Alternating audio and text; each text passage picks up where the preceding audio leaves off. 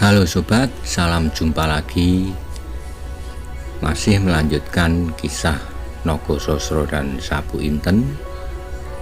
Kali ini dalam episode Kelicikan Pradongso. Sobat semua, selamat menikmati.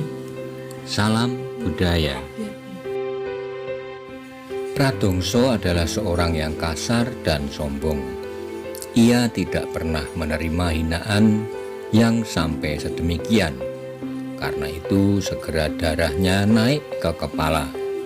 Setan, aku tidak pernah menyesal bahwa wajahku kasar dan jelek. Tetapi dengan tenaga yang aku miliki, aku mampu berbuat apapun. Aku mampu memperistri setiap perempuan yang aku kehendaki. Nah, kau sekarang mencoba mengganggu kebiasaanku itu. Karena itu bersediakah untuk mati? Jawab Pradongso. Wirosobo tidak mau banyak bicara lagi. Diselipkannya seruling pring gadingnya ke dalam bajunya. Kau hanya mau berbicara saja, potongnya. Pradongso bergumam di dalam mulutnya, dan kemudian kembali ia tertawa nyaring. Tetapi suara tertawanya terputus ketika Wirosobo membentak. Aku tidak banyak waktu, bersiaplah. Pradongso pun rupanya juga menganggap bahwa waktunya telah tiba. Karena itu ia pun segera bersiap. Dengan tidak banyak lagi persoalan, segera mereka terlibat dalam sebuah perkelahian. Dalam bagian permulaan, nampak bahwa Wirosobo dapat melayani Pradongso dengan baik, seperti suara serulingnya yang mengimbangi suara tertawa lawannya. Geraknya cukup cekatan, tetapi yang masih meragukan apakah ia dapat mengimbangi perkelahian ini. Pradongso hampir tidak pernah menghindarkan diri dari setiap serangan. Setiap serangan itu selalu dibenturnya dengan serangan pula, sebab ia sangat percaya pada kekuatannya. Demikian pula agaknya pada saat itu. Pradongso sama sekali tidak menghindarkan diri ketika Wirosobo menyerangnya dengan dahsyat. Rupanya Pradongso mengira bahwa Wirosobo hanya mampu meniup serulingnya saja. Memang bentuk tubuh Wirosobo tidak sebesar Pradongso, tetapi apa yang telah terjadi? Saat itu ketika Pradongso membalas serangan Wirosobo yang dahsyat, ternyata dalam tubuh Wirosobo yang tidak sebesar lawannya itu tersimpan suatu tenaga yang hebat sekali, yang sama sekali tak diduga oleh Pradongso. Sedangkan Pradongso sendiri adalah seorang yang memiliki tenaga raksasa pula. Tetapi ternyata Wirosobo yang telah sekian kali merantau, menjelajah beberapa daerah, memiliki pengalaman yang lebih banyak.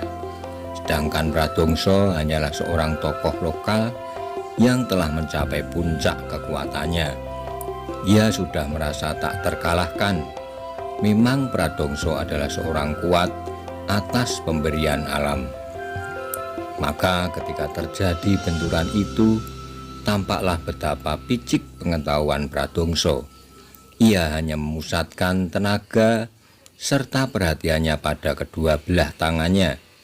Dengan sepenuh tenaga yang ada padanya, menghantam tangan Wirosobo yang menyerang dadanya. Ia sama sekali tidak menduga bahwa pada sekejap sebelum benturan itu terjadi, Wirosobo mengubah serangannya dengan menarik tangan kirinya. Ketika tangan kanannya membentur tangan Pradongso, ibu jari tangan kirinya sempat mengetuk leher Pradongso. Akibat benturan itu pun sangat hebat sekali. Bagaimanapun uletnya Wirosobo, ia bergetar surut. Demikian juga Pradongso terdorong mundur. Karena ketukan jari pada lehernya, Pradongso merasa bahwa nafasnya menjadi sesak. Inilah sumber kekalahan Pradongso. Sebab dalam perkelahian seterusnya, Pradongso selalu diganggu oleh peredaran nafasnya yang semakin lama terasa semakin sesak dan sakit. Meskipun demikian, pertempuran itu masih juga berlangsung lama. Mereka tampaknya seperti dua ekor ular yang saling berlilitan dan timbul tenggelam di antara lawannya. Tetapi sampai sekian kepastian dari akhir pertempuran itu sudah jelas, sebab Wirosobo jauh berpengalaman. Apalagi ia bertempur tidak saja dengan tenaganya, tapi juga dengan otaknya. Sedangkan Pradongso hanyalah mirip seekor babi yang terlalu percaya pada kekuatannya. Meskipun ia memiliki kelincahan, namun dalam beberapa saat kemudian ia sudah benar-benar dikuasai oleh serangan-serangan Wirosobo yang menjadi semakin keras. Akhirnya Pradongso menjadi semakin terdesak dan tampaklah bahwa pertempuran itu sudah hampir selesai. Tetapi tiba-tiba terjadilah suatu hal yang sangat mengejutkan. Ketika Pradongso merasa bahwa ia tidak mampu mengalahkan lawannya, dilakukannya suatu kelicikan. Tangannya tiba-tiba menggenggam potongan-potongan besi lembut dari kantongnya, yang kemudian dilemparkan ke arah Wirosobo. Tampaklah betapa terkejutnya Wirosobo. Potongan-potongan besi itu bertebaran mengarah hampir ke segenap bagian tubuhnya. Untunglah bahwa Wirosobo berpikir cepat. Dengan tangkasnya ia meloncat tinggi-tinggi, namun tindakannya itu tidak dapat menyelamatkan seluruh tubuhnya.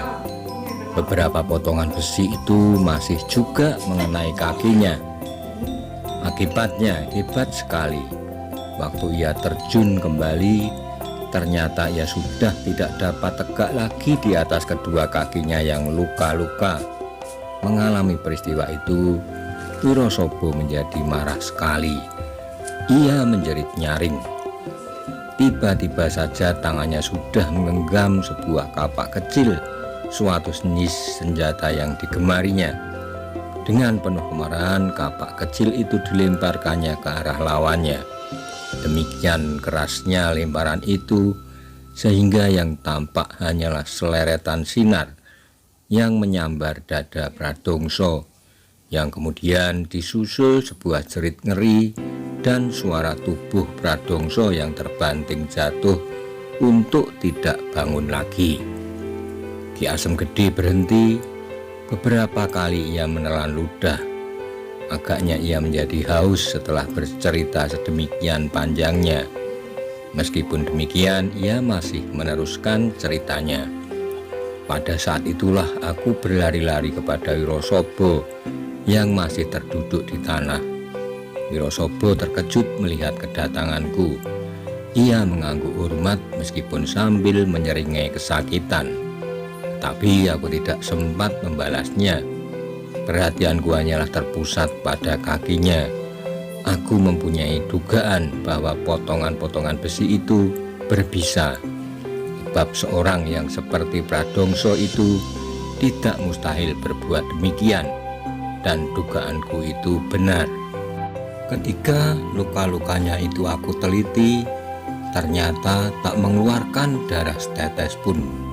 Maka cepat-cepat aku suruh Wirosobo menelan ramuan-ramuan obat pelawan bisa. Tetapi hasilnya tidak seperti yang aku harapkan. Biasanya, lanjut Ki Asem Gede, setiap luka yang mengandung bisa setelah menelan ramuan obatku itu segera mengeluarkan darah yang berwarna kebiru-biruan. Ramuan itu juga menghanyutkan segala racun yang telah menyusup ke dalam darah daging. Tetapi tidak demikianlah kaki Wirosobo itu. Luka-luka di kakinya tetap tidak mengalirkan darah. Bahkan di sekitar luka itu tumbuhlah bengkak-bengkak. Maka dapatlah aku mengambil kesimpulan bahwa bisa yang dipergunakan oleh Pradongso adalah bisa yang keras sekali. Karena itu aku tidak berani memperpanjang waktu. ramuan obat yang aku berikan hanya sekedar menahan bisa itu saja.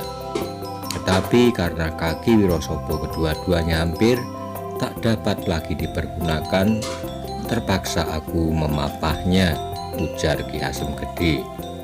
Baru ketika sampai di rumah, di bawah cahaya lampu, aku dapat mengetahui dengan pasti bahwa potongan-potongan besi itu direndam dalam ramuan warangan yang kuat sekali. Warangan itu dicampur dengan bisa sejenis laba-laba hijau yang terdapat di hutan Tambak Boyo, tambahnya. Meskipun Ki Asem Gede sudah berusaha keras sebagai seorang tabib, tetapi sama sekali tak berhasil melawan bisa itu. Yang dapat dilakukan hanyalah membatasi menjalarnya racun itu ke bagian tubuh yang lain. Itulah anak Mas, Maiso Jenar dan Adi Mantingan, sebab-sebab yang menimbulkan cacat pada Wirosobo. Tetapi hal yang membesarkan hatiku adalah bahwa anakku tetap setia pada janjinya, meskipun laki-laki yang dikaguminya itu telah cacat, sehingga perkawinan mereka pun dapat dilangsungkan, jelas Ki Asem Gede. Ki Asem Gede mengakhiri ceritanya dengan suatu tarikan napas yang dalam, seolah-olah sesuatu yang menyumbat hatinya kini telah terlontar keluar. Meskipun demikian, nampak juga suatu perasaan kecewa yang tersirat di wajahnya. Sebagai seorang tabib kenamaan, Ki Asem Gede merasa mendapat suatu peringatan langsung dari Tuhan Yang Maha Kuasa bahwa bagaimanapun usaha anak manusia, namun keputusan terakhir berada di tangannya. Sudah beratus-ratus bahkan beribu-ribu orang yang ditolongnya diobati dan disembuhkan. Namun terhadap sakit menantunya sendiri yang bergaul hampir setiap hari, ia tak mampu berbuat apa-apa. Tak adakah obat yang menyembuhkannya? Tanya Maiso Jenar. Tidak ada, jawab Ki Asem Gede. Mata Ki Asem Gede suram dan gelisah. Bahkan obat yang aku berikan itu pun tak dapat menanggulangi sepenuh-penuhnya.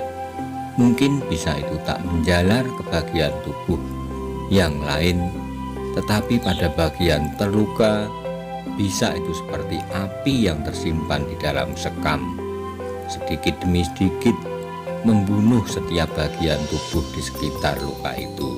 Lanjutnya, Ki Asem Gede terdiam sebentar, seperti orang yang terbangun dari tidur, dan tiba-tiba ia berkata, "Ada anak Mas, ada." "Ada," ulang Maiso Jenar dan Mantingan berbareng. Namun kemudian tampaknya Ki Asem Gede menjadi kendor kembali. "Ada anak Mas, tetapi aku kira obat itu tidak dapat diketemukan." "Sudahkah Bapak berusaha?" tanya Maiso Jenar lebih lanjut. Ki Asem Gede menggelengkan kepalanya. "Mustahil, mustahil," desisnya. "Katakanlah Ki Asem Gede, mungkin di antara kami ada yang pernah mendengar atau melihatnya," desak Maiso Jenar. Ki Asem Gede tampak ragu-ragu sebentar, tetapi akhirnya ia berkata, "Anak Mas, memang ada obat untuk melawan bisa yang bagaimanapun kerasnya. Tetapi obat itu hampir hanyalah merupakan dongeng belaka." Maiso Jenar dan Mantingan mengerutkan keningnya bersama-sama seperti berjanji. Kemudian terdengarlah Maiso Jenar bertanya, "Kenapa Ki Asem Gede? Apakah obat itu terlalu sulit untuk didapatkan?" "Anak Mas benar, sebab obat yang dapat melawan segala bisa itu sepengetahuanku adalah bisa ular gundala," sahut Ki Asem Gede sambil mengangguk. "Ular gundala?" ular Maiso Jenar. "Aku pernah mendengar nama ular itu," sela Mantingan. "Ya, ular gundala," tegas Ki Asem Gede. "Ada dua macam ular gundala, yaitu ular gundala seto dan ular gundala wereng. Kedua-duanya mempunyai jenis wisa yang tak terlawan, tetapi kedua-duanya mempunyai sifat yang berlawanan. Bisa ular gundala wereng bekerja seperti pada umumnya bisa, meskipun ketajamannya berlipat-lipat. Tetapi bisa ular gundala putih bekerja sebaliknya. Kalau kedua jenis ular bisa itu berbenturan, maka akhirnya akan menjadi tawar.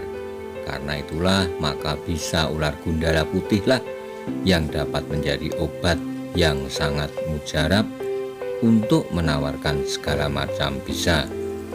Meskipun kalau bisa itu berdiri sendiri akan mempunyai akibat yang berbeda. Itu adalah pengertian secara umum saja, sebab di samping itu masih ada sebab-sebab lain kenapa bisa ular gundala itu sedemikian ampuhnya. Menurut cerita, ular gundala adalah semacam senjata dari para dewa.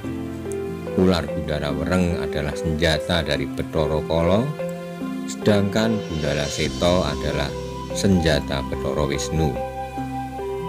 Kalau senjata-senjata itu dipergunakan, maka memancarlah bunga-bunga api di udara. Kalau sinarnya putih kebiru-biruan, itulah pancaran dari ular Gundala Seta, senjata Wisnu. Sedangkan ular gundala wereng memancarkan cahaya merah membara, agak kehitam-hitaman, jelas Ki Asem Gedhe. Wajah Ki Asem Gedhe masih membayangkan kekecewaan, bahkan mendekati putus asa. Tapi ketika Maesa Jenar mendengar cerita ini, ia menjadi teringat kepada sahabat karibnya semasa mereka masih muda. Pada saat mereka baru menginjak ambang pintu kedewasaan, yaitu seorang yang kemudian terkenal bergelar Ki Ageng Sela, yang pada masa anak-anaknya bernama Anis, atau beberapa orang memanggilnya Nis dari Sela. Sela adalah seorang yang luar biasa, geraknya cepat melampaui kilat, bahkan sampai beberapa orang mengatakan bahwa ia mewarisi kecepatan bergerak ayahnya yang juga bergelar Ki Ageng Sela, yang menurut cerita dapat menangkap petir. Pada suatu kali ketika Ki Ageng Sela sedang menyepi di tepi sendang Jolotundo, tiba-tiba ia disamber oleh semacam sinar putih kebiru-biruan. Untunglah bahwa ia dapat bergerak cepat luar biasa, sehingga ia dapat menghindar sambaran sinar itu. Bahkan ia masih juga sempat menangkapnya. Tapi demikian tangannya menyentuh benda itu, terkejutlah ia bukan kepalang, sebab pada saat itu tangannya terasa telah menangkap seekor binatang yang bulat panjang. Untunglah bahwa sebelumnya ia pernah mendengar cerita tentang seekor ular yang pandai terbang dan bercahaya. Ular yang diceritakan menjadi penggembala hujan. Maka secepat kilat benda yang ditangkapnya itu, sebelum sempat menggigitnya, dibantingnya ke tanah. Adalah suatu keuntungan bahwa binatang itu tidak dihantamkan pada sebatang pohon atau batu, sebab kalau demikian binatang itu pasti akan remuk. Saat itu ia dapatkan binatang itu masih utuh, meskipun terbenam lebih dari sejengkal ke dalam tanah. Kemudian bangkai ular itu diambilnya. Ternyata ular itu adalah seekor ular yang aneh.